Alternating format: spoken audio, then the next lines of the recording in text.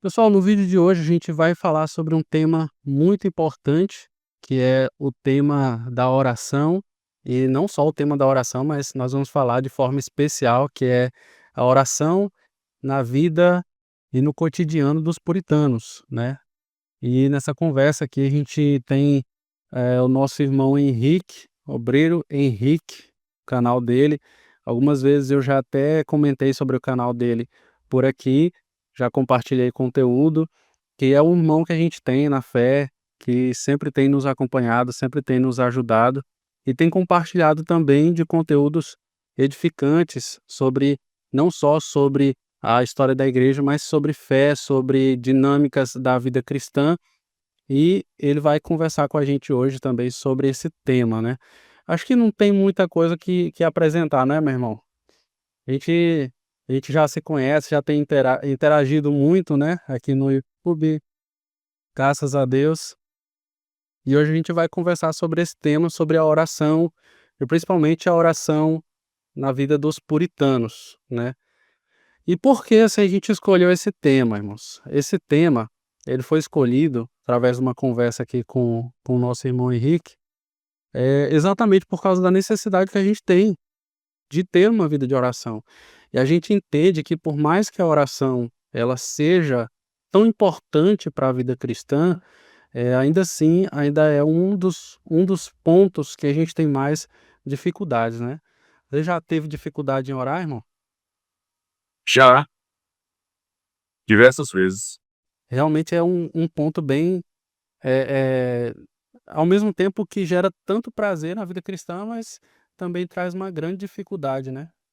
Exatamente, porque na realidade, eh, quando a gente compreende, né, quando Paulo escreveu em Tessalonicenses 5:17, se eu não me engano, que aí ele diz que a carne milita contra o espírito, né, Aham. dia após dia, porque um se opõe ao outro.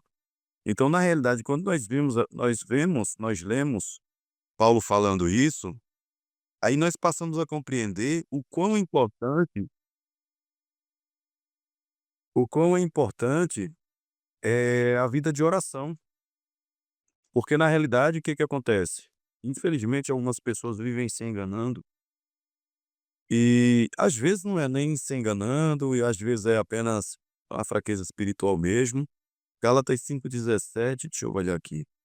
Porque a carne milita contra o espírito e o espírito contra a carne, porque são opostos entre si, para que não façais que porventura seja o vosso querer. Então veja, o quão é importante a gente compreender que através da oração nós sempre estaremos conectados ao Criador e ela vai nos fortalecendo e o Espírito Santo vai nos direcionando a ter uma vida mais centrada em Cristo, né? Então, todas as vezes que eu me sentia muito ruim para orar, né? Quando eu me sentia vazio, uma das principais estratégias minha, alguns anos atrás, de uns anos para cá, que eu fazia muito, era, por exemplo, não é bajulando o irmão não, mas eu sempre falei com o irmão aqui que os vídeos do irmão sempre me ajudaram muito, né. Os vídeos daí com os grandes heróis da fé, então quando eu via esses vídeos, eu ficava pensando, eu disse: "Meu Deus, o Senhor mesmo ontem, hoje e sempre". Esses homens eram de carne e osso iguais a mim, por que não, né? Então daí foi onde eu fui me fortalecendo cada vez mais, lendo a Bíblia, que é uma coisa que infelizmente muita gente não compreendeu ainda. E ao ter uma vida de leitura da palavra de Deus, você vai alimentando o seu espírito e aí sim você passa a desejar mais as coisas de Deus. Quando você passa a desejar mais as coisas de Deus, as coisas do alto, né? Aí sim você compreende que sem a oração o crente está totalmente desarmado, né? Então, todas as vezes que dá essa fraquezinha, que às vezes assim, não tem um dia que eu não ore. Porém, tem dia que eu coloco o joelho no chão, né, eu gosto muito de orar de joelho. Tem dia que eu coloco o joelho no chão e passo 2, 3 minutos, 5,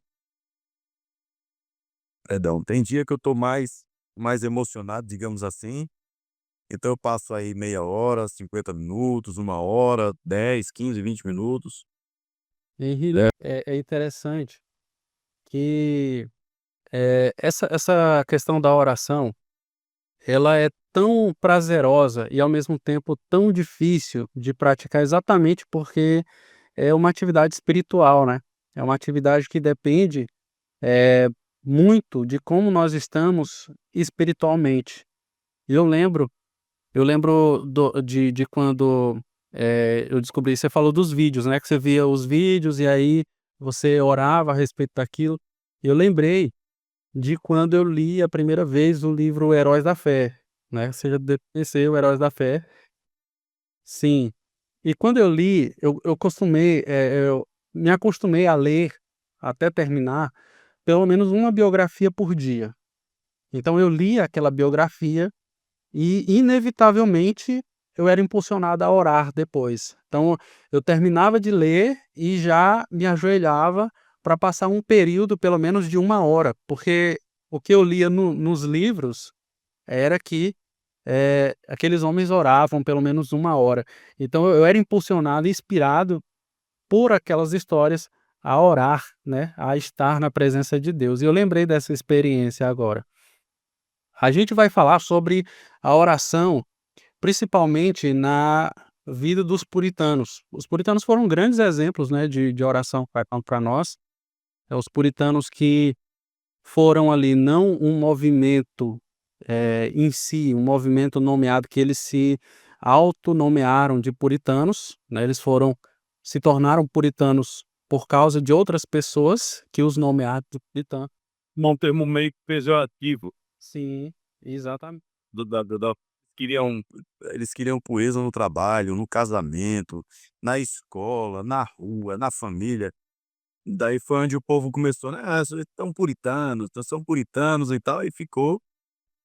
É o famoso santarrão, né. Até hoje ainda tem. E é claro que a gente tem a versão exagerada do santarrão. A gente tem também a versão exagerada. Mas no caso dos puritanos, eles eram, homens que realmente estavam buscando não só a pureza da igreja, mas mudar radicalmente a vida deles. Eles queriam viver o evangelho de uma forma radical. Eu acho assim, o grande problema hoje, quando a gente olha para os puritanos, é a gente enxergar os puritanos como um modelo que seguiu tão radicalmente o evangelho que não deve ser imitado. Que eu já vi gente falando isso. "Ah, eles viveram de forma muito dura, muito drástica, beirando o legalismo". E aí parece que falar sobre os puritanos é como uma ofensa. Tantas igrejas tradicionais, históricas, que seus membros não conhecem os puritanos, justamente por não desse estilo de vida. Eles não, não querem aderir a esse estilo de vida e eles, veem os puritanos como algo negativo. E aí, por causa disso, eles vão se esquecendo das práticas puritanas. Mas os puritanos são exemplos. Inevitavelmente, inegavelmente, são exemplos. E são homens que tentaram viver a vida deles de forma muito séria. Eu lembro muito de um vídeo do Leonardo Ravenhill, que nem é puritano no sentido reformado, ne nem era de uma igreja histórica, mas ele dizia o seguinte, ele dizia assim: "O pessoal me taxa por eu querer viver um evangelho, eh, com muita santidade", né, ele falou mais ou menos isso. Será que eles acham que quando eu chegar diante de Deus, Deus vai dizer para mim que eu levei ele muito a sério? Que eu não deveria ter levado ele muito a sério? Realmente, tem vídeo dele falando isso, se eu não me engano. Sim, Você acha vídeo dele aí. O que muita gente não compreende, Bruno, é que na realidade, céu e inferno não é uma brincadeira, né. Eu já fui muito criticado pela minha postura em cima do altar, nas minhas pregações, inclusive por várias pessoas que estão há décadas aí no evangelho, né. Então, eu já ouvi de crentes de longa data aí, no meio de discussão, falar que o obreiro Henrique só quer só tudo dele é Bíblia, tudo dele é Bíblia. Eu disse: "Meu Deus do céu, mas como assim? Se eu compreendo que a minha única regra de prática e fé é a Bíblia". E quando a gente fala dos puritanos, a gente tem que compreender uma coisa, eles uniam doutrina e devoção. É uma coisa que o crente moderno, ele não sabe o que é isso, sim. ele não compreende isso. Então, quando você une doutrina com devoção, meu irmão, pode ter certeza que a sua jornada ela vai ser prazerosa com Cristo. Porque, assim, às vezes, por exemplo, tem uma falácia no nosso meio que eu não suporto essa falácia. É quando a pessoa diz bem assim: "Ser cristão é tão difícil, né?" Rapaz, eu fico olhando assim pra cara da pessoa de "Meu Deus do céu, Senhor". Porque, veja, pra mim, ser cristão era difícil quando eu não compreendia o evangelho. Sim, Para mim, ser cristão era difícil quando eu não respeitava a soberania de Deus. Para mim, ser cristão era difícil quando eu não compreendia a a a a como é que eu posso falar? Que Cristo era suficiente, né, a suficiência de Cristo. Quando eu compreendia isso, para mim era difícil. Por que que era difícil? Porque eu ainda tinha saudade de algumas coisas do mundo, entende? Então, quando o cristão ele compreende, quando ele entende a soberania de Deus, quando ele compreende a suficiência de Cristo, acabou. é. Meu irmão, aí nós nos tornamos as pessoas mais felizes do mundo. Porque enquanto alguns ficam preocupados com guerra, preocupado com fulano que está na presidência, com Beltrano que falou mal, cara, o cristão, ele mantém o foco dele somente em Cristo de tal forma que ele passa a compreender que nada desse mundo interessa a não ser a proclamação do evangelho. Sim, Essa semana um seguidor do meu Instagram perguntou por que era que eu não tinha gravado falando nada a respeito da prisão do ex-presidente. E aí eu fui o mais educado possível com o rapaz. Eu disse: "Olha, deixa eu falar um negócio para você. Eu acredito sim que a igreja ela tem que ter os políticos dela, ela tem que, né, apoiar os políticos que defendem as causas da igreja. Obviamente que a política é assim como na igreja mesmo, tem pessoas muito falhas, né, tem seres humanos falhos, mas eu creio que ainda existe um ou outro que ainda tentam realmente fazer valer a pena. Mas veja, deixa eu explicar um negócio para você. Nós viemos ao mundo, a igreja veio ao mundo para ser uma voz profética. A igreja não veio ao mundo para ficar se preocupando com a política em si. A igreja não veio ao mundo para ficar se preocupando com a cultura. A igreja não veio ao mundo para isso. A igreja veio ao mundo para ser uma voz profética. Então, as minhas redes sociais são voltadas somente para isso, para a proclamação do evangelho, para aconselhar as pessoas utilizando a palavra de Deus, para dar uma palavra de ânimo, né, explicando algum versículo bíblico, fazendo, por exemplo, a maratona bíblica que eu faço no meu canal. Geralmente que eu faço 1 hora, 2 horas de live com leitura da palavra. Sempre quando tem algum irmão que tem uma divergênciazinha teológica, quando vem perguntar alguma coisa, o que eu posso responder, eu respondo, o que eu não puder, eu pesquiso. Então, veja que se nós ficarmos parando para nos preocupar com outra coisa a não ser com a proclamação do evangelho, a igreja verdadeira ela não anda. Ela não anda, não tem como. Então, às vezes, o que eu fico na minha cabeça é o seguinte: quando alguém fala que é difícil ser cristão, já vem logo na minha cabeça: Senhor, converte teu filho ou tua filha. Converte. Porque quando você verdadeiramente é convertido, você não se permite mais ficar angustiado pelas coisas do mundo. Perseguição, xingamentos, oposição. Que o que muita gente não compreende é que a igreja não veio ao mundo para ser idolatrada. Nós não viemos ao mundo para ser admirados. Nós viemos ao mundo para andar na contramão deles. E aí o problema é que eu vejo às vezes, esses dias eu vi um cidadão falando, e até irmão nosso aí, pastor Batista, lá do Rio de Janeiro, a gente conversando, ele assumiu uma igreja lá agora no interior. E ele disse que a igreja tinha que ser mais relevante. E ele mandou o vídeo para mim para que eu postasse nos meus stories e tal. sim, E eu disse e eu fui ver, né, a mensagem, né, eu disse e ele comentando, aí ele foi e disse: "Não, porque veja bem, eh eh, para quando a igreja for, as pessoas dizerem que sentem falta da gente. Eu disse: "Meu Deus do céu, mas que incoerência é essa? Desde quando o ímpio vai se preocupar em sentir falta da igreja?" E essa necessidade de relevância é o que leva a igreja para muitas vezes abandonar a fé, né.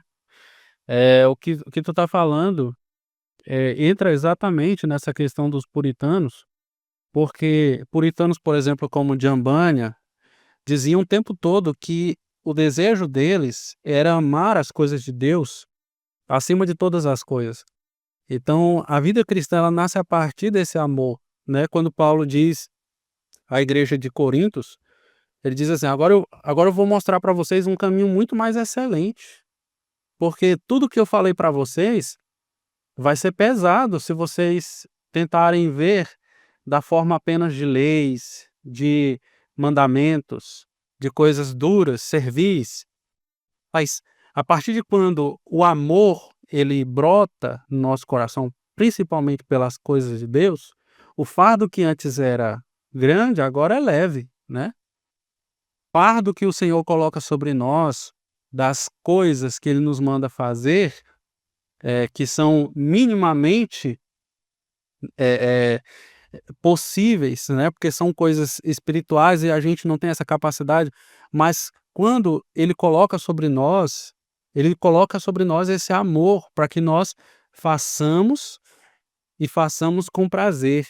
É o homem lá do Salmo de número 1, onde o salmista diz, né, eh bem-aventurado, feliz é o homem que não faz, que não se assenta, que não anda segundo o conselho dos ímpios, né.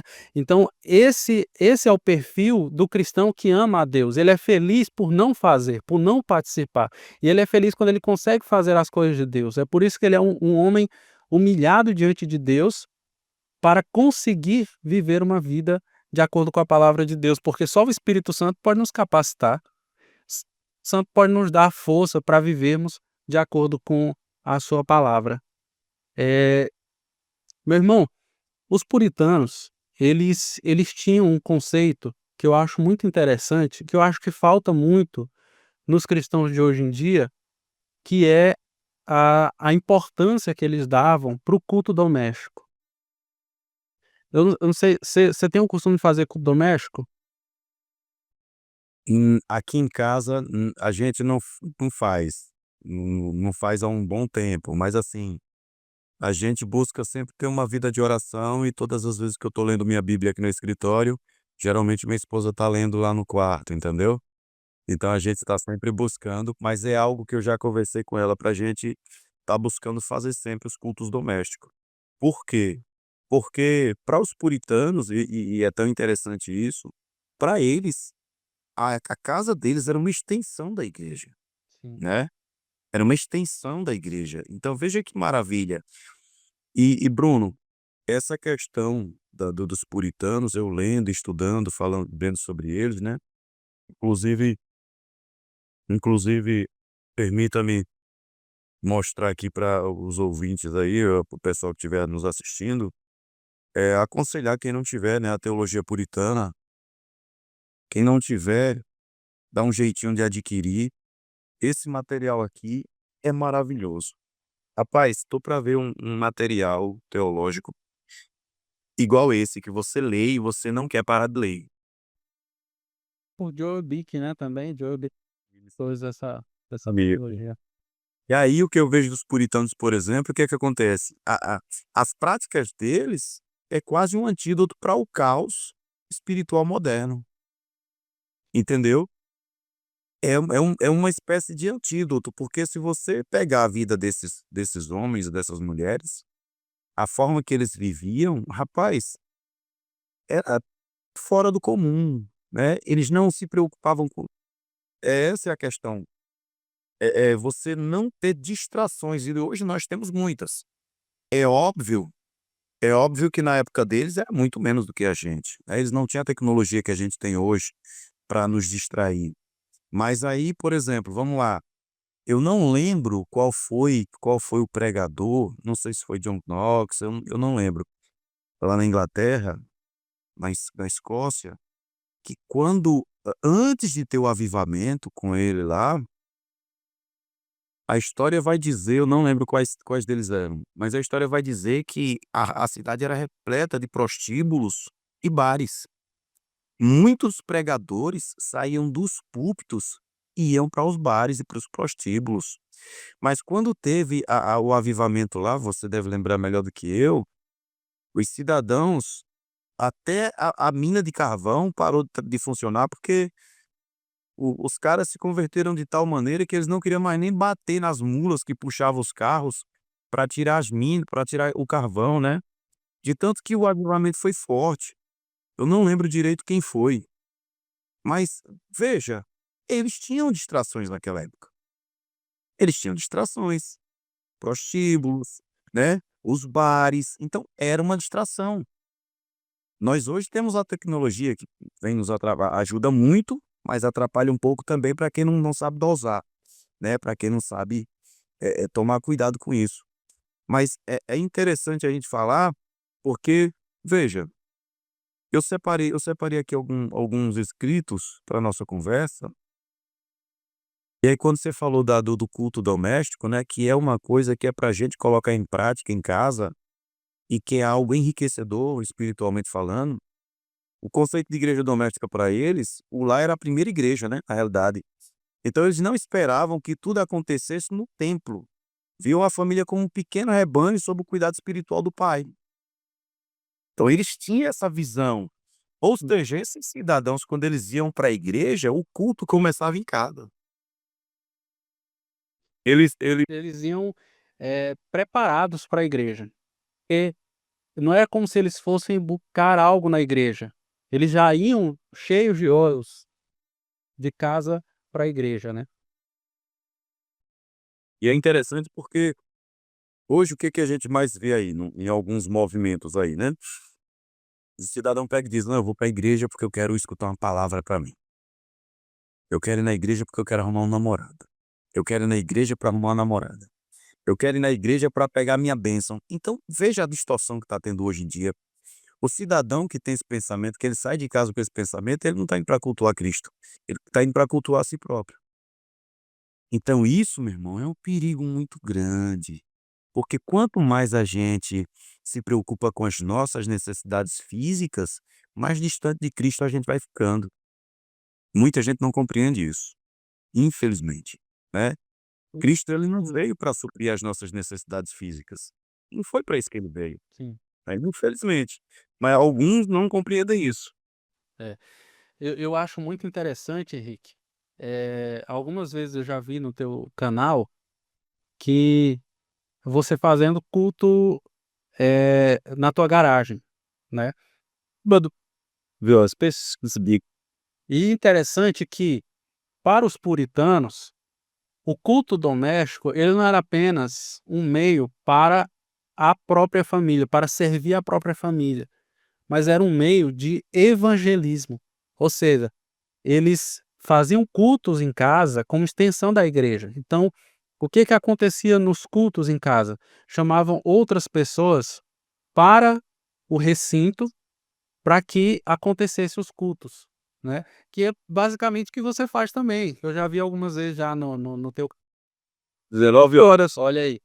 Então, exatamente isso, abrir a sua casa para que hajam cultos, para que haja evangelismo. E hoje, uma das grandes dificuldades que a gente tem, eu estava até conversando com a minha esposa esses dias, a gente estava conversando sobre isso, que uma das dificuldades que a gente tem é a dificuldade de ser, receptivo com as pessoas de fora. Às vezes a gente não tem coragem de abrir a nossa casa, de convidar. A gente até convida para um almoço, mas para um culto, para ouvir a palavra de Deus, para virem meditar sobre a palavra de Deus, ou quem sabe a gente está recebendo uma visita e a gente ali no meio abrir: "Ó, deixa eu ler aqui um versículo aqui para vocês, deixa eu falar um pouquinho aqui desse versículo, deixa só eu orar por vocês". A gente tem um temor, ao que parece, de fazer essas coisas. E basicamente era isso que os puritanos faziam, né, porque a imagem que eles tinham de sociedade era essa. Ah, eu quero uma sociedade onde Deus reine, eu quero uma sociedade onde Deus reine. Então o que que eu vou fazer? Eles não pensavam o que que a igreja vai fazer, o que que o pastor vai fazer, eles pensavam o que que eu vou fazer como cidadão, como pai, como membro da sociedade, no meu trabalho, onde eu estou. Então eles tinham essa visão muito mais panorâmica, né. E eu acho maravilhoso quando eu vejo isso também no teu canal, né, você faz isso direto. Eu tinha parado um tempo por causa da correria do dia a dia, trabalho. E daí eu, em oração, o Senhor foi me incomodando para voltar com esse trabalho. Hum, E nós voltamos dia 17 de novembro do ano passado. E o mais lindo de tudo é que, veja, que teve reuniões com 12 pessoas, 13 pessoas, 4 pessoas, mas teve estudo também que só veio 2 pessoas e eu dei aula do mesmo jeito, com o mesmo amor, com a mesma mesmo zelo. E olhe o quanto que Deus ele age na simplicidade, né. Muita gente às vezes esquece, pra alguns emocionados, Deus ele só tá no barulho, né, na multidão. E aí essas algumas pessoas que se apegam tanto à quantidade, esquece que, por exemplo, lá com Elias, lá o texto vai dizer, por exemplo, que Deus falava com uma voz suave com Elias, né, falava com uma voz suave.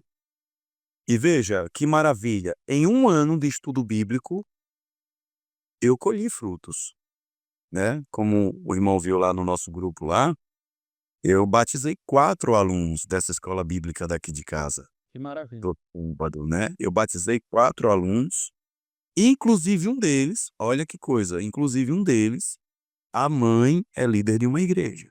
Olha aí. Então assim, Deus ele está na constância. Deus ele está constantemente conosco. Nós não precisamos de ter uma teofania, né, para que a gente perceba que Deus está ali, mas ele está na constância. E o que eu acho mais lindo, se tratando de constância, por exemplo, falando dos puritanos, era que para eles a oração era vista como o fôlego da alma, não era algo esporádico, É. era algo constante. Era algo constante. Eles não estavam ali preocupados, eh eh eh, em ter explosões de emoção, não, eles não estavam preocupados com isso. Eles compreendiam que eles eram filhos de Deus, mas que eles sabiam que a oração era algo que ia manter sempre a conexão com o Pai, né. E é impressionante o quanto funciona. Nós vemos o quanto funciona. Eu vou confessar um negócio aqui para o irmão, que eu nunca confessei isso nunca comentei sobre isso em vídeo nenhum. Nós temos um irmão em comum, que certa vez, em uma semana eu orando, olha só, isso aqui eu acho que vai virar até corte, viu. Eu passei uma semana orando por vocês, né, pelos nossos irmãos lá do grupo, pelos meus irmãos da igreja, e Deus toda hora me mostrava esse nosso irmão em comum. E eu dizia: "Meu Deus do céu, o que é que o senhor quer de mim?" E eu permaneci orando. Quando foi um dia Quando foi um dia, isso foi no mês de junho do ano passado. Quando foi um dia aqui, perto da meia-noite, eu orei, Deus me mostrou o nosso irmão de novo, na oração, e e eu fui jogar um videogame. Se for jogar um pouquinho aqui para espairecer, amanhã eu não vou trabalhar mesmo e tal. Eu jogando videogame, o Espírito Santo ficou me incomodando para que eu entrasse em contato com esse irmão. Olha que experiência linda. Eu disse: "Oxi, eu vou falar o que com o irmão uma hora dessa?" Quando eu entro no WhatsApp, o irmão estava online. E daí eu falo para você, não foi da minha mente, foi algo que veio instantaneamente. Eu disse: "Graça e paz, meu irmão, como é que você tá? Você tá bem?" Aí, "Irmão, tô bem, rapaz, e tal." Eu sou, meu irmão, estava aqui orando nesse instante e tal, e a semana toda Deus me mostrou você nas minhas orações. Agora eu quero te falar uma coisa. Aí ele: "O quê?" "Me manda seu Pix aí, por favor." E aí o irmão ficou: "Mas como assim e tal? Eu sei que você gosta às vezes de estar abençoando lá pessoas no grupo que a gente vê e tal". Eu disse: "Irmão, me manda seu Pix". E daí tá parecendo até conversa de teologia da prosperidade, né, mas não é. É o poder de Deus, irmão. Aí me manda seu Pix e tal, não sei o quê". Ele disse: "Ô irmão, antes de qualquer coisa, eu queria que o irmão continuasse orando por mim, porque eu levantei meus joelhos do chão nesse instante e eu pedi um milagre a Deus". Eu disse: "Amém, meu irmão, mas faz o seguinte, me manda seu Pix". O irmão mandou. Eu mandei a quantia de dinheiro que Deus tocou no meu coração para mandar para ele. Depois, se você quiser, depois você pode até tirar a prova dos 9 conversando com ele, que ele te fala isso. Nem eu, nem ele nunca comentamos sobre isso com ninguém. Irmão, o irmão me mandou um áudio agradecendo e, assim, abismado com aquilo que tinha acontecido. Ele me mandou a conta do cartão de crédito dele, e ele com filho pequeno e, sabe, tinha acabado de ser demitido do emprego. Ele me mandou a conta do que ele estava devendo no cartão de crédito e depois me mandou quanto que ficaria com a quantia que eu mandei para ele. Irmão, fechou exatamente o valor que ele estava precisando. Graças a Deus. Isso foi impressionante. Então, assim, como eu falo para muita gente, eu digo, no momento certo, Deus vai falar e vai acontecer. Ele ainda fala nos dias de hoje. Nós temos que tomar cuidado quando nos emocionamos demais e falamos coisas que Deus não falou, né? E fazer coisas que Deus não mandou. Mas se nós tivermos uma vida de oração, nós pode ter certeza que ele vai falar e ele vai surpreender, porque, as nossas mãos aqui, ela faz o trabalho físico de Deus. As nossas mãos, elas fazem o trabalho físico de Deus, né. E tem uma história, tem uma história durante a Segunda Guerra Mundial, que uma cidade do interior da França foi bombardeada e destruiu uma igreja que tinha lá, era uma igreja católica. E a única coisa que não tinham destruído foi as mãos da estátua de Cristo. Aliás, a única coisa que destruiu da estátua que tinha lá de Cristo foi as mãos, tá. E aí um artista lá pediu para restaurar as mãos da estátua e tal. E aí foi engraçado porque o alto clero lá da igreja lá e tal disse que ia fazer uma reunião para ver se iam restaurar essa estátua ou não, né. E aí depois foram falar para o artista lá que não queriam restaurar a estátua, porque alguns compreendiam que ali era para lembrar que as nossas mãos era para fazer o trabalho físico de Cristo na terra. E essa história ela mexeu muito comigo, porque eu fiquei analisando, né, embora a gente não cultue estátua, né, embora nós mas foi uma história bem que mexeu muito com o meu psicológico, porque assim, a igreja ela tem 2 obrigações, né, primeira é proclamar o evangelho e segunda é cuidar dos menos favorecidos. Essa é uma obrigação da igreja. Veja que tantos heróis da fé aí que nós conhecemos, que nós admiramos a história, né, Spurgeon construiu orfanato, tantos outros aí tinham orfanato, tinham casa de repouso, né, as faculdades, as universidades nasceram, por exemplo, de colégios teológicos, né. Então veja que Ah, a gente tem uma mentalidade que a oração ela é esperar algo de Deus, ficar parado enquanto Deus trabalha. Na verdade, a oração, ela é, na verdade, um trabalho. Quan hã? Além de nós estarmos fazendo alguma coisa, que é orar, a oração nos leva a fazermos coisas a mais. A oração sempre nos leva a atitudes. Então, por que que muitas vezes a gente não vive a vontade de Deus para a nossa vida? Talvez a resposta seja muito simples, talvez nós não oramos. Porque quando a gente ora, Deus, ele coloca a sua vontade no nosso coração, né. As afeições de Deus, elas vêm ao nosso coração e elas se misturam muitas vezes, elas convertem cada vez mais as nossas afeições, e a gente se aproxima de Deus e acaba fazendo o quê? A vontade de Deus. Foi o que aconteceu, por exemplo, no testemunho do irmão.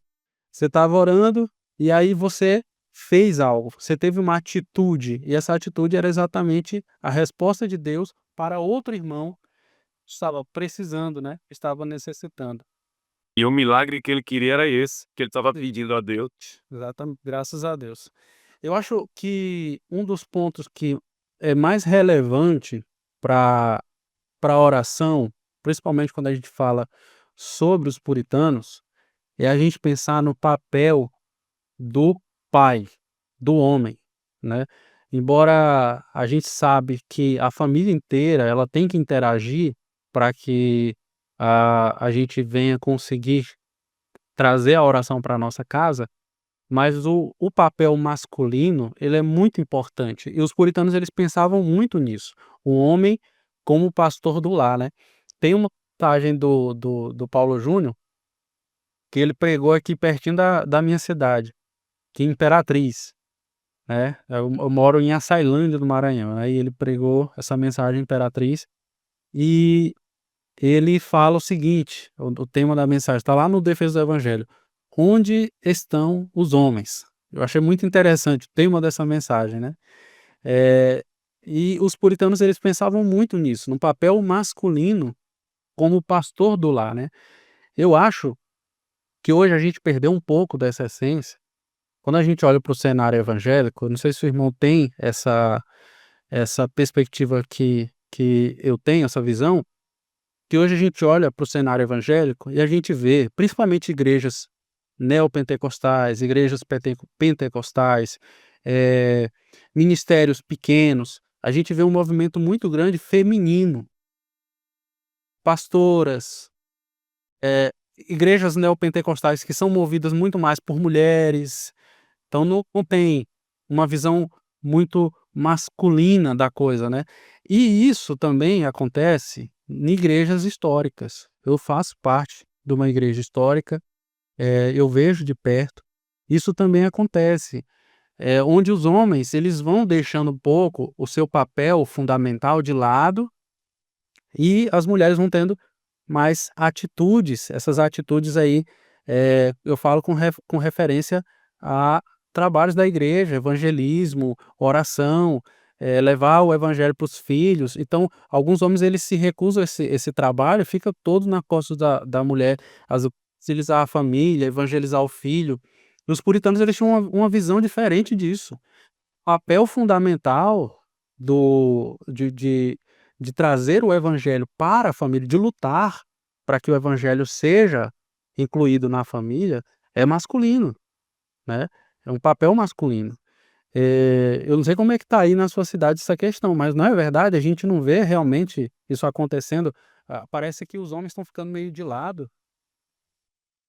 Veja, por exemplo, na nossa igreja a gente não consagra mulheres ao pastorado feminino, né.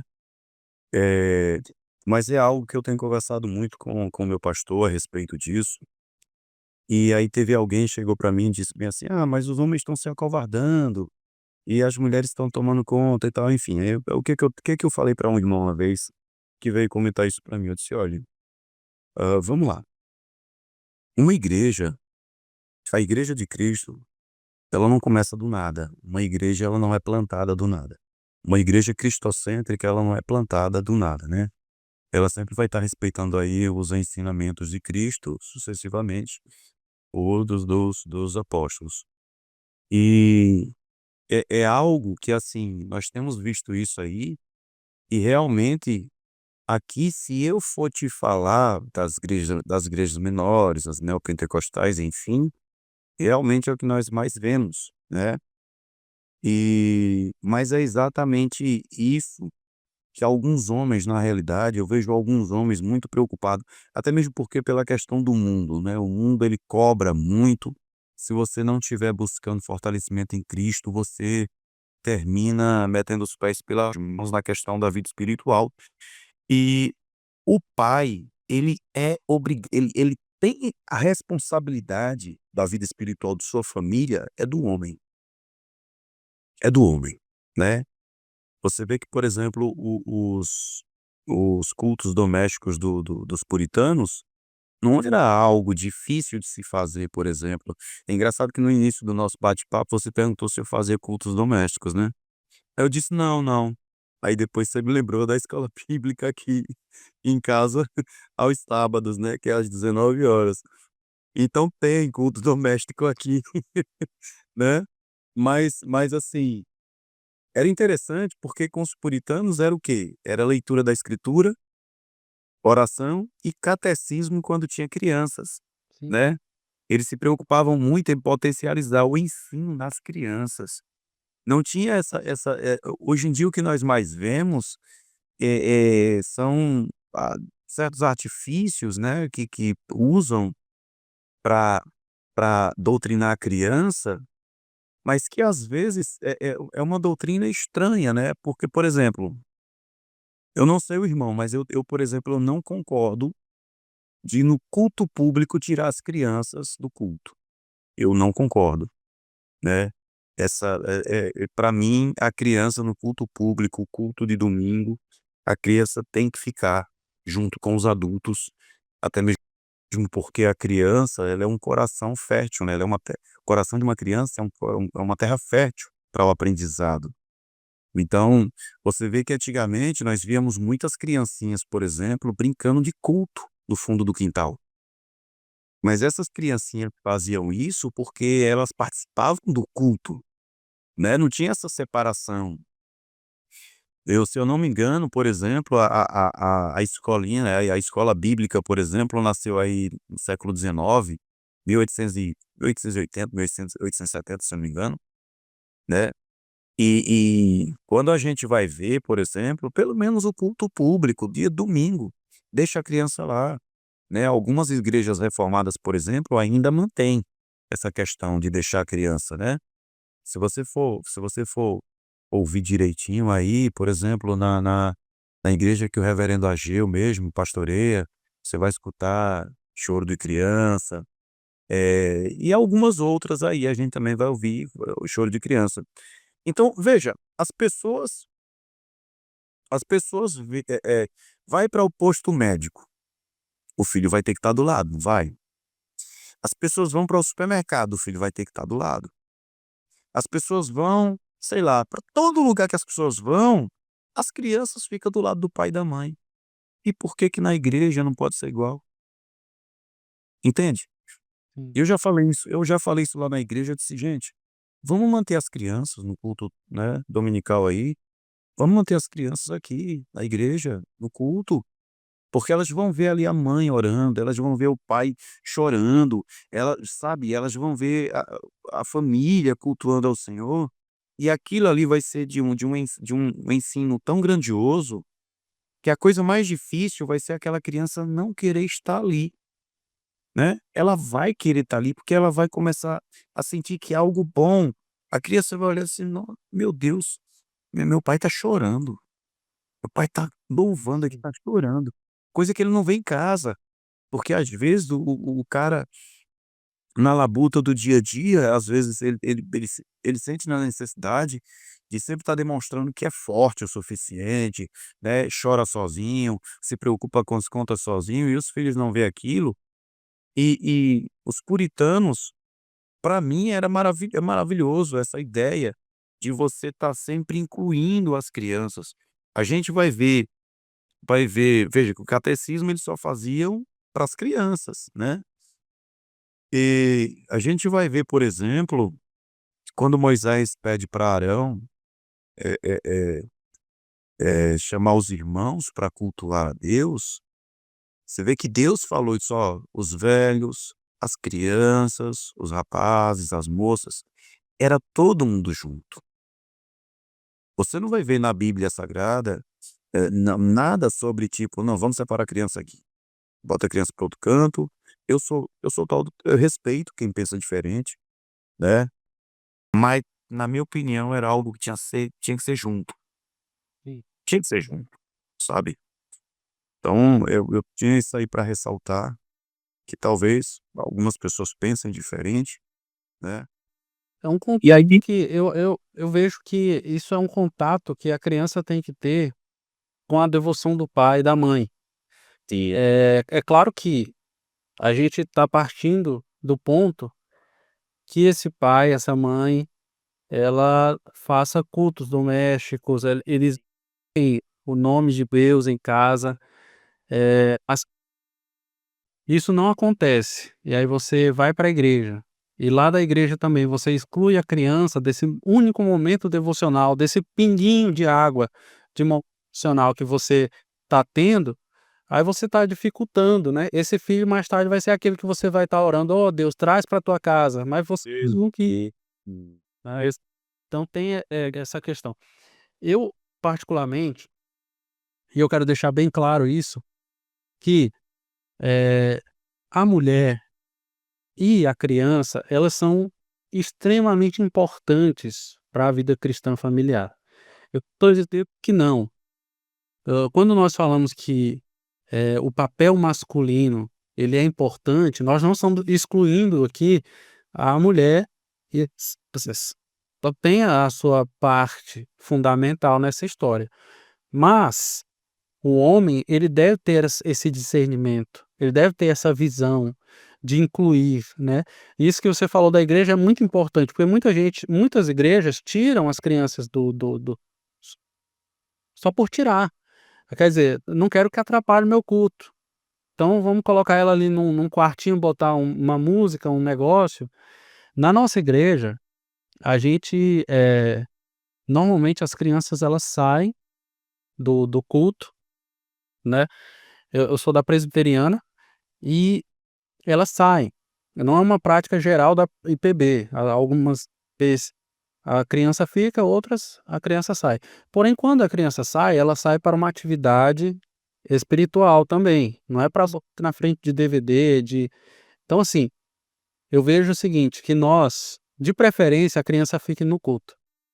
De preferência, ela veja a reação do pai, da mãe, ela tenha meios, existe até cadernetas ali para a criança interagir com o culto, por exemplo, anotar qual mensagem, anotar quem foi o pregador, para que ela venha gerar interesse, né, no culto. Acontece algumas vezes, eu acho muito positivo. Mas existem também outros casos que a criança sai e são, de alguma forma edificadas ali na sua própria linguagem. E também temos o contrário, que são pessoas que tiram só por tirar, né, pelo incômodo. E esse aqui é o grande problema.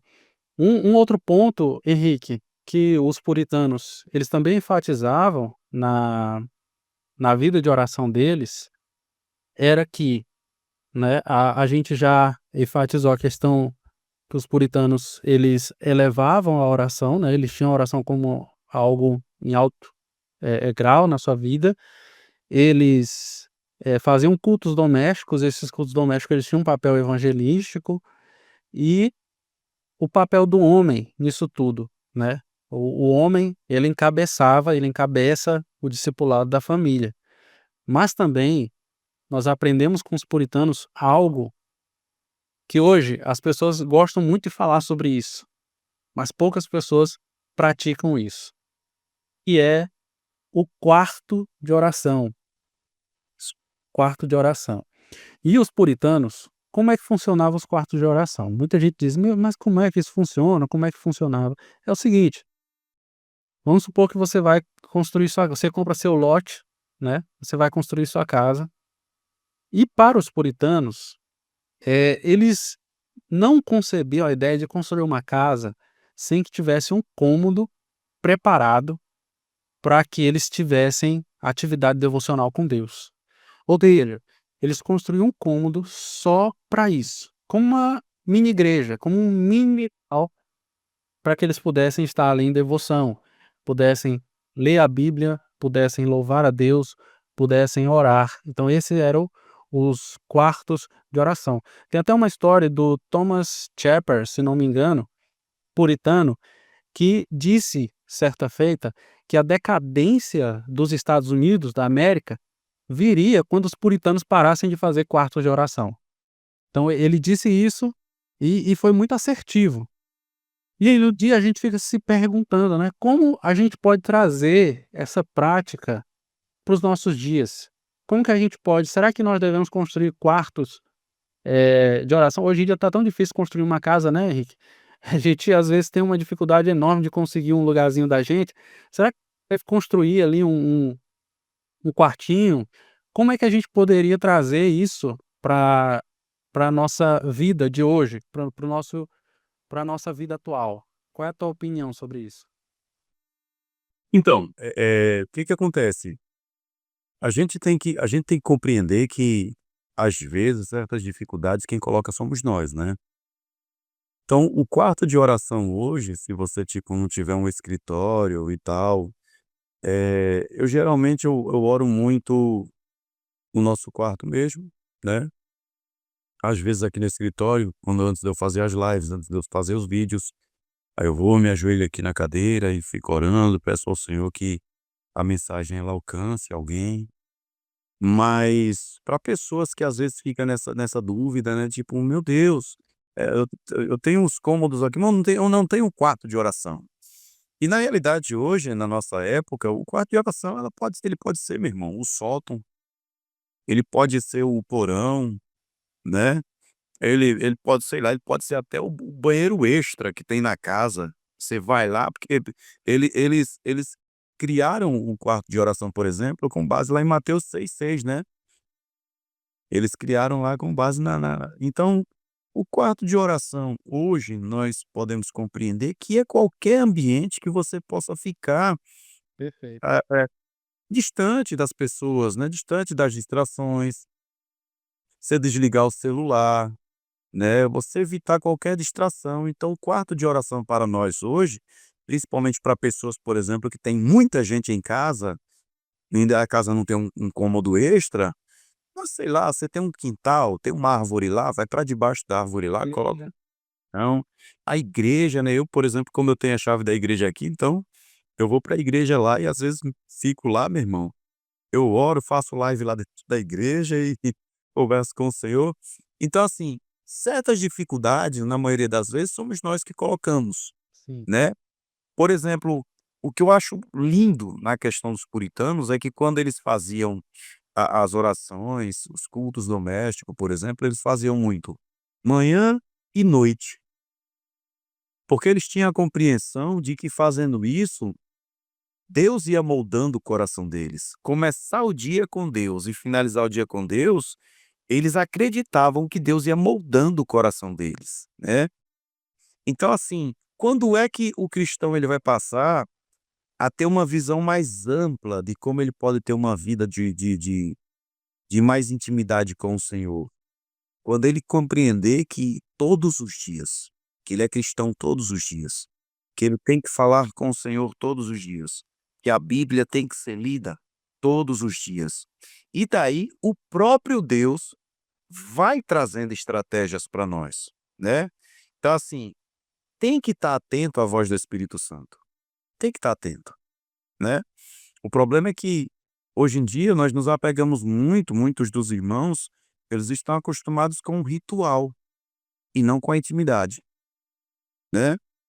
Então, assim, tem pessoas que vive não falta um culto, mas pelo fato de não ter intimidade com Deus, então a vida em casa às vezes não muda, às vezes a vida financeira sempre vive bagunçada, às vezes não consegue pregar a palavra para alguém, não consegue evangelizar alguém, mas é lógico que não vai conseguir nada fazer nada disso. Sem intimidade com Deus, nós não vamos ter força para nada disso, né.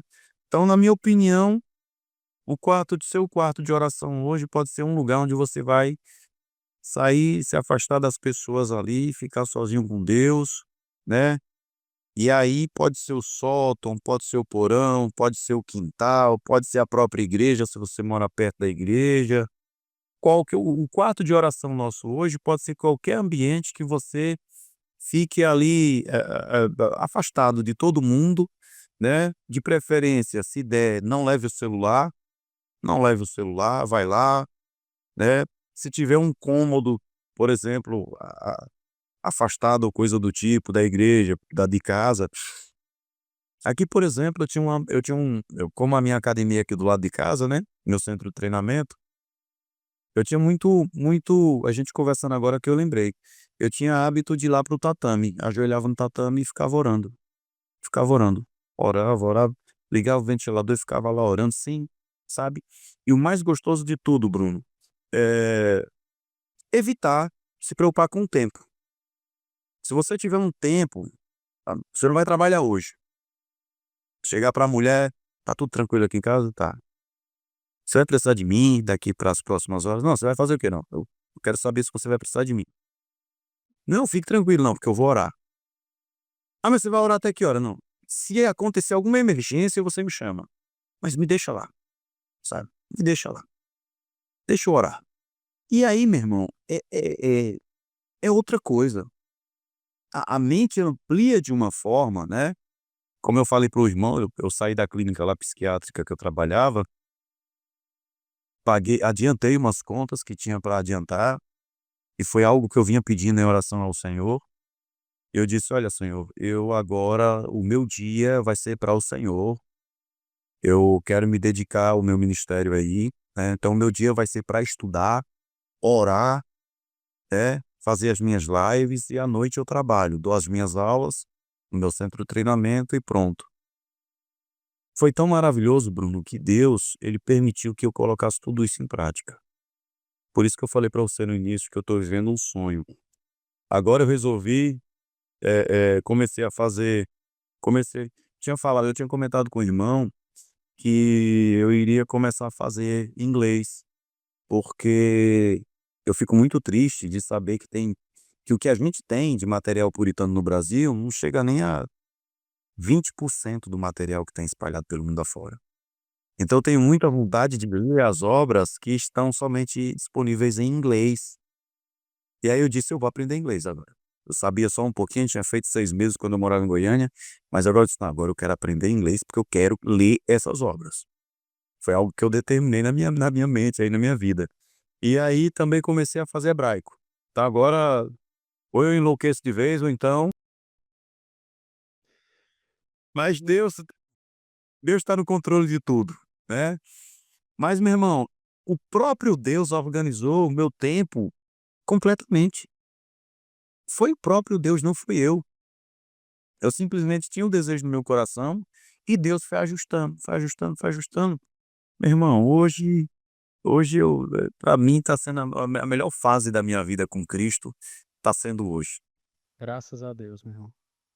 Eh, Oração é muito sobre o nosso próprio coração, né, sobre nós mesmos, não é o lugar. Se fosse o lugar, a gente teria referência, por exemplo, para dizer que o monte é mais especial do que o quarto. Tá. Porque Jesus orou no monte, então a gente teria várias referências aí para vários outros locais.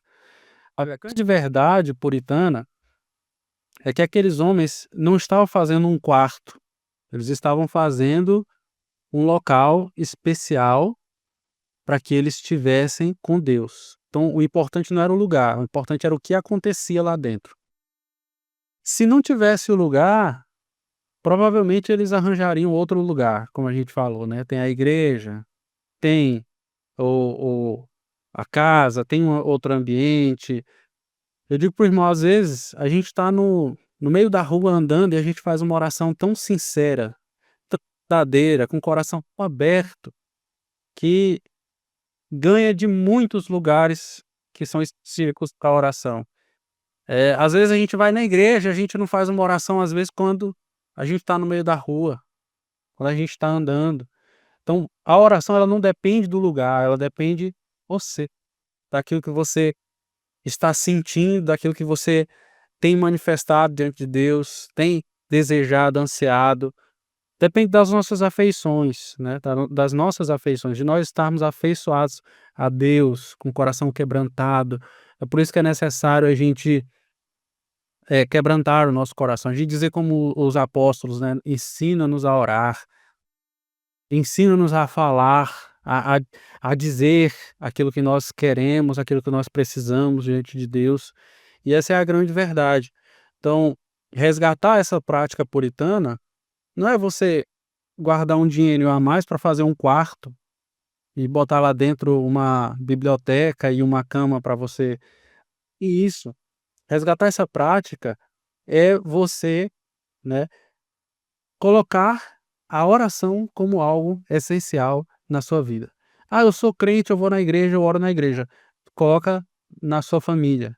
A gente não vai almoçar, não vai jantar antes de orar. A gente vai, levantar da cama antes de orar. A gente não vai ir ao trabalho antes de fazer uma oração. Então, a oração fazer parte da nossa vida, orar em todo tempo, orar em todo momento, né. Des Isso é a prática que a gente deve resgatar como cristãos e que com certeza vai trazer um efeito maravilhoso, não só na nossa vida, mas também na nossa família, na igreja que a gente congrega, para que a gente venha ver um avivamento, né, como o Henrique falou, um avivamento que realmente mude a sociedade, né, é isso que a gente precisa. A gente fala tanto sobre avivamento, fala tanto sobre puritano, aqui no canal a gente tem dezenas, centenas de vídeos sobre os puritanos, e tanta gente falando: "Nossa, é isso mesmo", mas quando que nós vamos ser os protagonistas, né, dessa história? E não é uma questão de você fazer missões na África, não é uma questão de ser missionário lá na Coreia do Norte, é uma questão de você decidir na sua vida ser um cristão autêntico, ser um bom pai, ser um bom marido, liderar a sua família, levar a sua família para a igreja, servir a igreja como comunidade, entender que a igreja faz parte da vida cristã, compreender que no pequeno, naquilo que você acha que não tem brilho, é o que realmente traz, lugar para a atuação do evangelho, né, meu irmão? Exato. Então, veja, o que que acontece? Uma das coisas que, como a gente falou mais cedo, como eu tinha falado mais cedo, hã, algumas pessoas, né, na igreja, graças a Deus a maioria gosta de mim, respeita a forma que o jeito que eu sou, e uma das coisas que eu guardo dos puritanos comigo, irmão, veja, eu fui dependente químico, né, eu passei aprisionado aí durante fui alcoólatra, né, eu fiz uma aliança com Cristo aos 14 anos, em 1997, na Igreja Presbiteriana do Brasil. E por isso que eu tenho um carinho muito grande pela presbiteriana. É um carinho muito grande. E eu, alguns anos depois, eu saí da igreja, não tive alguém assim para pegar na minha mão e dizer assim: "Olha, vamos lá, vamos nos seguir em frente e tal". E aí Deus permitiu que eu fosse jogado para um lado e para o outro. Deus permitiu que Satanás me tentasse, né, Deus permitiu. Tudo que aconteceu comigo foi permissão divina. E tempos depois, quando eu voltei para Cristo, foi que eu percebi e agradeci, e agradeço a Deus até hoje, por Ele ter permitido acontecer tudo de ruim que aconteceu comigo. Porque eu percebi que, na realidade, foi uma forma de Deus me jogar na forja, né? Foi uma forma dele me moldando. E eu sou da forma que eu sou hoje porque eu falo direto para os irmãos na igreja. Na minha cabeça, na minha cabeça é inadmissível, ah, você cometer os mesmos erros que você cometia, né, antes de voltar para Cristo, no meu caso, por exemplo.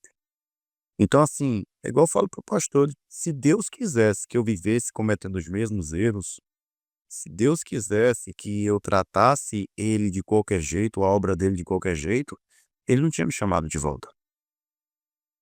Então ele me moldou justamente para eu ser quem eu sou, da forma que eu sou hoje.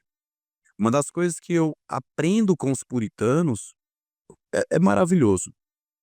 Eu espero que os irmãos que nunca leram nenhuma obra dos puritanos, se estiver nos assistindo nesse momento, eu peço que busque ler, sabe, que vai se encontrar, em algum determinado momento a pessoa vai se encontrar ali.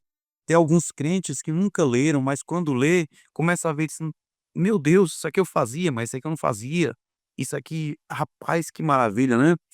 Então, assim, o que eu aprendo com os puritanos é o seguinte: nunca separar rigidez de devoção. Amém. A gente não pode, não pode. Satanás ele não joga para perder, bro. Satanás ele não joga para perder.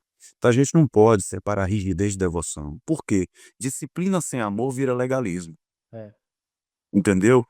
Então, afeto sem disciplina vira superficialidade. E é o que mais nós vemos hoje, entendeu? Então, assim, não é porque eu te amo que eu vou sempre passar a mão na sua cabeça. Não, céu e inferno não é brincadeira. Então, irmão, aí a gente volta lá ali no Teve Rio, né? Eu não tô preocupado se Deus, quando eu chegar lá, ele vai falar pra mim. Eu levei ele muito a sério. Ele não vai. Não vai, porque Deus é seriedade. Nós temos que ter essa compreensão. Então, não dá pra brincar. Com o mal não dá pra brincar. E eu conheço muito bem o outro lado. Eu vivi um inferno diversas vezes na minha vida, né? Então eu sofri o que eu sofri, e é por isso que eu sempre falo para os meus alunos aqui hoje mesmo vai ter escola bíblica de novo, né, daí depois eu vou dar aula de jiu-jitsu para os meninos, porque aí eu falei para eles que nós iríamos treinar hoje depois da escola bíblica. Mas eu sempre falo para os meus alunos, eu sempre gosto muito de comparar arte marcial com cristianismo. Ó, a arte marcial ela não aceita desaforo. Ou você se torna duro, resistente e persistente, ou então nada feito. Não existe sucesso, não existe atalho para o sucesso. E não existe atalho para nós irmos para o céu, porque só existe um caminho que é Cristo. Somente. Então não dá para fingir que é algo, sabe? Ah, e aí, irmão, tá lá no futebol ainda? Não, parei de jogar porque os caras lá são muito chatos. E aí, irmão, tá indo ainda para aquele clube lá que você ia? Não, tô indo não, porque a piscina lá tá. Cara, cristianismo não é isso. É por isso que às vezes eu acho um absurdo quando pessoas tinham amigos, colegas aí que vinham me perguntar: "E aí, irmão, tá na igreja?" Eu disse, não entrava na minha cabeça. Como assim tô na igreja? E eu sempre falo para os meus alunos: "Cara, você tem que ter convicção de que uma vez com Cristo, sempre com Cristo, irmão. É. Não tem volta, não tem volta. Se você ainda tem dúvida, ore para o Senhor mostrar para você que não tem volta, porque céu e inferno não é brincadeira". Então eu levo muito a sério essa questão da rigidez com devoção. A a A minha mãe falava muito para minha esposa antes, no início, e dizia, Henrique, se ele isso antes de eu pregar, né, comecei a pregar em 2019, e aí minha mãe dizia muito para minha esposa: esse daí quando começar a pregar ou vai ser 8 ou vai ser 80". Porque tudo na minha vida eu fiz isso, né, as artes marciais, eu coloquei na minha cabeça em 1992 que eu tinha 9 anos, eu queria ser professor de artes marciais. E aí eu me tornei professor em 2002. Então, assim, hoje eu sou faixa preta em 3 artes marciais, ex-lutador de vale tudo e lutei várias vezes, em várias modalidades, kickboxing, muay thai, jiu-jitsu, enfim. Mas eu sempre tive isso na minha mente, não dá pra fazer isso aqui de qualquer jeito. Não dá pra servir Deus de qualquer jeito, sabe. Ou você se desgasta mesmo, para que o seu espírito sinta-se sempre vivificado com o Senhor, ou então nada feito. Não dá. Vai vir um cansaço, vai vir tristeza, você é humano, nós habitamos em um corpo perecível, né, que sofre ainda, né, fisicamente, mas meu irmão, o espírito sempre vai estar ativo, vivo, né. Então é isso, irmão, disciplina sem amor vira legalismo e afeto sem disciplina vira superficialidade, que é o que muita gente não compreende, né, infelizmente. E aí nós temos você falou de Baxter também, não foi? Não, foi Owen. Owen Baxter, É. falei do Shepard. Isso. Porque Baxter tem uma característica dele, né, ele escreveu extensivamente sobre a vida familiar cristã, né. Ele escreveu Ministério pastoral, tudo. Baxter é genial, genial. Ele tudo que esse cara escreveu, ele escreveu com excelência, e é um dos puritanos que mais tocou nessa questão de vida devocional, de prática mesmo, um puritano maravilhoso. Então, e aí você mandou também, Owen sem comentários, né, Owen. Esse daqui, meu irmão, era sem massagem. É, o cara das letras, né, ele tinha um modo de falar um pouco mais, abrangente, mais tinha um nível intelectual mais alto, elevado, né, no seu conteúdo, seu livro, mas também é genial, genial mesmo. Pode falar. Você pode concluir. Não, quero ler aqui tem um devocionalzinho aqui que eu ganhei de Billy Graham muitos anos atrás, Sim, para minha esposa, e tem uma reflexão dele que ele fala sobre nossa alma espera no Senhor, Salmo 33:20. E aí ele conta uma história nessa reflexão bem interessante que eu falei nesse instante, que o nosso físico cansa, se entristece, né, sofre. E aí ele conta aqui, né, nessa reflexão dele, que ele diz o seguinte: "Eu sou uma alma e tenho um corpo. O corpo é a casa em que a alma habita". E aí ele fala sobre quando Oliver Wendell Holmes tinha 80 anos, um amigo o cumprimentou e disse: "Como você está?". Ele disse: "Eu estou bem", respondeu Holmes. "A casa em que moro está velha e caindo aos pedaços, mas Oliver Wendell Holmes está muito bem, obrigado". Nestes dias em que o materialismo impera, geralmente esquecemos de que o nosso verdadeiro ser, que sempre existirá, é invisível. Empenhamos muito esforço, tempo e dinheiro para manter nossa vida física, mas muitos não dão a devida importância à saúde e ao sustento espiritual. Por isso que os consultórios médicos estão lotados e muitos gabinetes pastorais vazios. Quando Deus criou o homem, ele o fez, ele o fez ser um ser único, diferente de todos os animais, e lhe soprou nas narinas o fôlego de vida, e o homem passou a ser alma vivente. O Criador dotou o homem de inteligência, consciência e vontade. Ele o criou semelhante a si mesmo, companheiro, amigo de Deus. Na ressurreição, isso que é mortal será revestido de imortalidade. Então seremos como ele e viveremos com ele para todo sempre.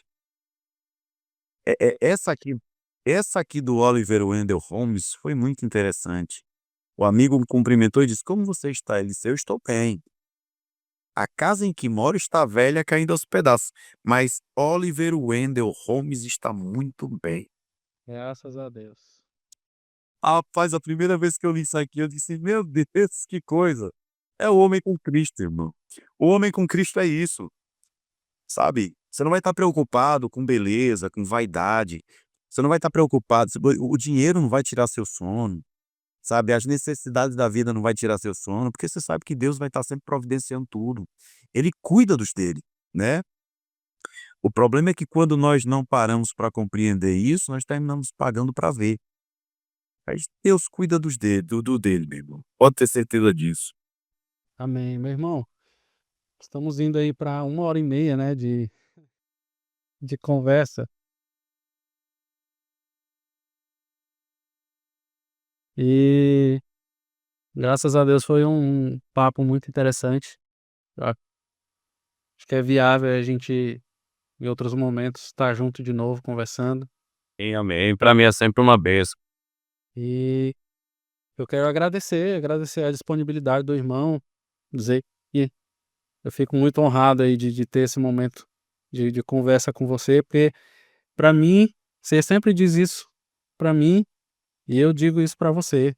Você é uma referência, no trabalho que você faz, no esforço que você faz, na internet e fora dela, porque pela internet a gente vê como uma fechadura, a gente vê só um pouquinho do que realmente acontece, e eu tenho certeza que Deus tem feito grandes coisas aí, não só, na sua vida, mas na vida das pessoas que te cercam, e tem sido palpável, você tem visto resultado, e eu sou grato a Deus por sua vida, né, por essa oportunidade, eu espero que Deus nos abençoe com mais momentos como esse.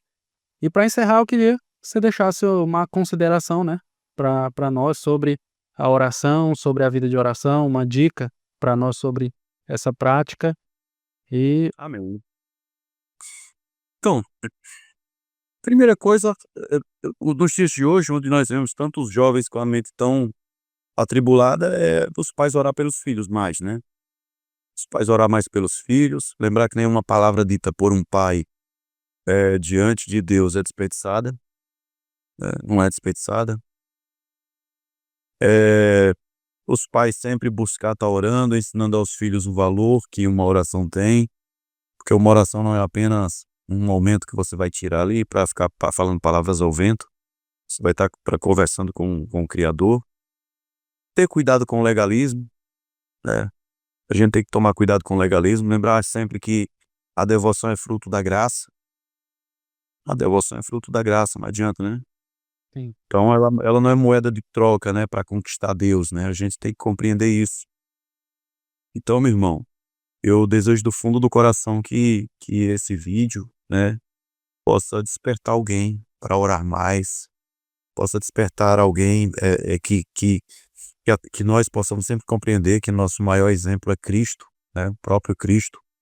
Ele orava, ele falava com o Pai, e que em todas as nossas orações, Bruno, a gente possa compreender o seguinte: nos momentos difíceis, é óbvio que nós iremos às vezes fazer mais orações de petições do que de agradecimento, mas que a gente possa sempre lembrar ao final das nossas orações que tem que ser feita a vontade do Pai, não a nossa. Ele sempre vai ter o melhor para nós, né. Então, que a gente possa estar seguindo em frente nessa jornada. Louvo a Deus pela sua vida. Digo e repito, até hoje, né, eh, vou tomar café, às vezes assisto lá o vídeo do Teologia, vou almoçar, assisto. Da mesma forma que você falou que eu sou referência para você, eu não imaginava que eu seria referência para alguém, até mesmo porque quando a gente mantém o foco em Cristo, a gente não espera, né, a gente não espera que a gente seja uma referência para alguém, mas isso é muito bom e nos traz uma certa responsabilidade, porque às vezes tem pessoas que nos admira e nós somos uma referência para elas e às vezes mesmo sem elas falar pra gente, não é? Mas que a gente possa seguir em frente. Para mim, uma das melhores coisas que aconteceu para mim na internet foi esse contato que a gente teve, nós fizemos uma amizade tão maravilhosa que parece que a gente já se conhece há muitos anos, né. Graças a Deus. Graças a Deus aí compartilhamos muita coisa aí dentro de 3 4 anos eu acho de amizade, e que o nosso canal, né, o meu canal, o seu canal, continue sendo uma bênção na vida de todos aqueles que assistem, né. Eu garanto que o nosso trabalho não é em vão, Amém. porque no Senhor, meu irmão, o nosso trabalho não é em vão. E aí, eu gostaria de finalizar com uma oração, para que a gente possa estar se despedindo. Maravilha. Falamos sobre a oração, né, o foi oração, tem uma ida melhor para encerrar. Onde tá, né? Que o bom Deus nos ajude nessa jornada que não é fácil, mas é prazerosa. Amém. É isso que faz com que a gente se mantenha de pé. Amém? Amém. Vamos orar? Glória a Deus. Deus eterno, fonte da luz, fonte de toda luz, Senhor, e autor de toda graça que chega até nós. Pai amado, nos curvamos diante de Ti, Senhor, reconhecendo nossa pobreza espiritual e suplicando, meu Deus, que Te agrades em acender, Senhor, novamente a chama da devoção em nossos corações. Livra-nos, Senhor, meu Deus, da pressa que rouba a alma, da distração que sufoca a fé e da frieza que lentamente brecha o coração, Senhor. Ensina-nos, meu Deus, a buscar o teu rosto no secreto, Pai. Pai amado, nos ensina, meu Deus, a cultivar no lar, meu Deus, no altar contínuo, a guiar nossas famílias pelos caminhos da verdade. Pai amado, que nós possamos, meu Deus, andar neste mundo com o espírito quebrantado e vigilante, Senhor. Que nossas casas sejam pequenas igrejas, que nossos quartos, meu Deus, pequenas câmaras de oração, que os nossos corações um templo vivo, meu Deus, onde teu espírito habita com prazer. Ó Cristo glorioso, nosso sacerdote eterno, leva nossas frágeis orações, meu Deus, ao trono da graça. Purifica-as, meu Deus, com teu sangue e faz delas instrumentos de transformação em nós e ao nosso redor. Dá-nos constância, meu Deus, profundidade e amor, para que cada dia seja vivido para a tua glória e que ao final, meu Deus, possamos dizer que tu foste a nossa luz, o nosso guia, o nosso descanso. Em teu nome, Senhor Jesus, oramos. Louvado seja o seu nome. E eu te peço, meu Pai, que ao lembrar das nossas pregações, reflexões e ensinamentos, que os nossos irmãos não lembrem nem do nosso nome, mas que o teu nome seja exaltado para todo sempre. Amém. Muito Obrigado, Henrique. Até a próxima. Deus abençoe aí, meu irmão. Até mais.